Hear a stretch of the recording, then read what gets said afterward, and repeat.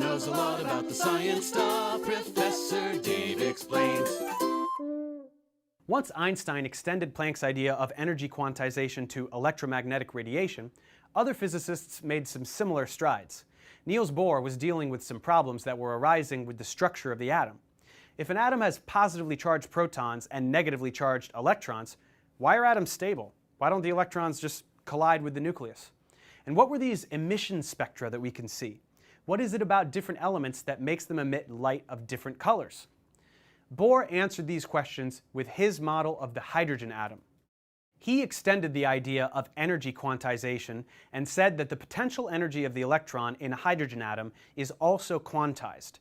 This means that an electron can't have any imaginable energy, but can only inhabit certain energy levels that are at fixed distances from the nucleus. Each type of atom has its energy levels at different values due to its unique number of protons in the nucleus. And an electron will transition from one energy level to another when a photon of a very specific energy is either absorbed or emitted by the electron. The energy of the photon will correspond to the difference between the two energy levels.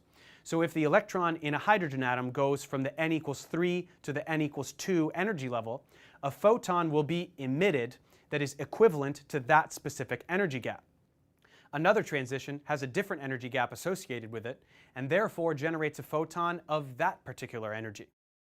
And to go from lower to higher energy levels, an electron must absorb a photon of that particular energy. For a hydrogen atom, the energy levels depend on the Rydberg constant and are given by the following equation. But we typically just measure the change in energy of an electron during a transition, so we can modify this equation to include the change in the energy level. N final is where the electron ends, and N initial is where it begins. Using this equation, we can predict the wavelength of photon associated with any possible transition for the hydrogen atom. Take this transition, for example, from 4 to 2. Plug in where the electron starts and where it ends, and we get the change in energy of the electron, which equals the energy of the photon. From energy, we can get frequency,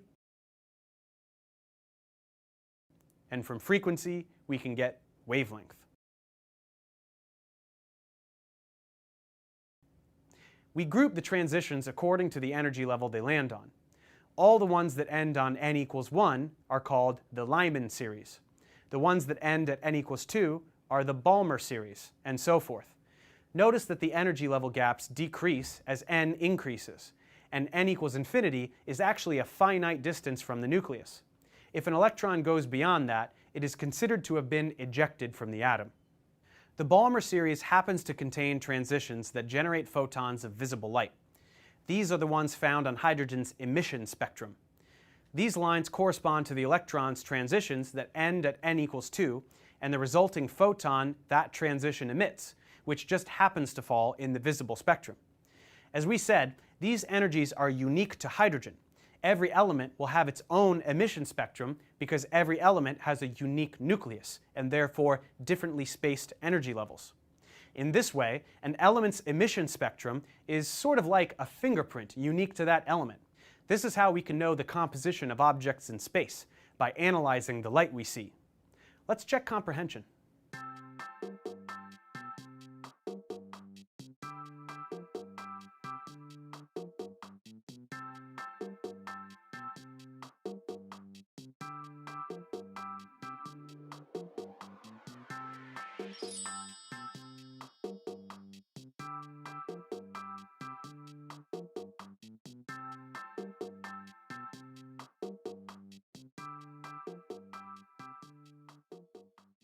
Thanks for watching, guys. Subscribe